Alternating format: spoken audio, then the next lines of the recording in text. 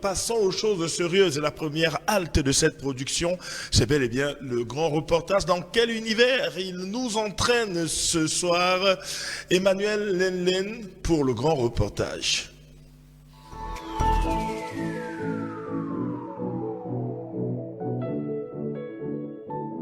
Elle est loin derrière nous, l'époque où Hakeem Olajuwon débarquait en NBA comme un ovni venu du continent noir. Le Camerounais Bounty et autres Dikembe, Mutombo, Maktar Ndiaye vont installer l'Afrique sur la durée dans ce qui se fait le mieux en matière de basketball sur la planète. Le basketball, qu'on le taise ou qu'on le confesse, est un sport qui semble avoir été fait uniquement pour les Africains. Son esprit collectif, sa combativité, son zeste d'arrogance ont tout de suite trouvé un bon filon dans les quartiers défavorisés du pays de l'oncle Sam. La compatibilité avec leurs semblables restés sur la terre-mère n'était qu'une simple formalité que l'aura de ce sport de main qui a vu les premiers stars planétaires que sont les Magic Johnson, Michael Jordan, Shaquille O'Neal. Comme chaque sport, l'univers de la balle orange a connu des révolutions et une surmédiatisation. La nouvelle vague de têtes couronnées de la NBA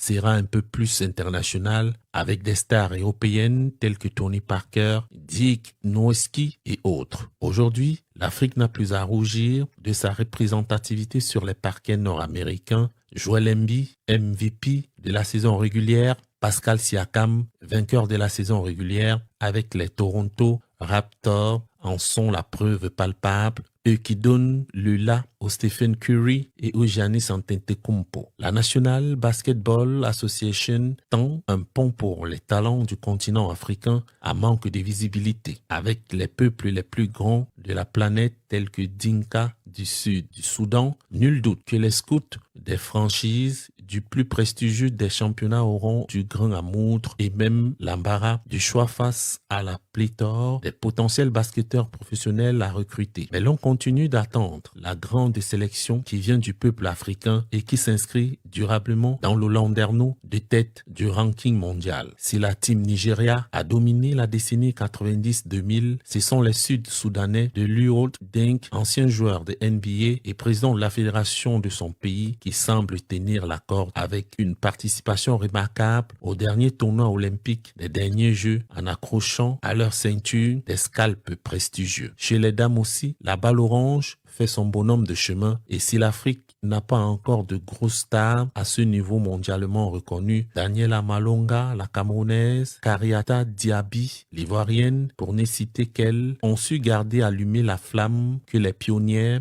la Sénégalaise Astou Ndiaye et la Malienne Hamchetou Maïgaba avaient enclenché dans la décennie 2000. Et pour les prochaines drafts, l'on peut être optimiste de voir le contraignant africain prendre du volume pour les saisons futures. Fair play, grand reportage. À samedi prochain.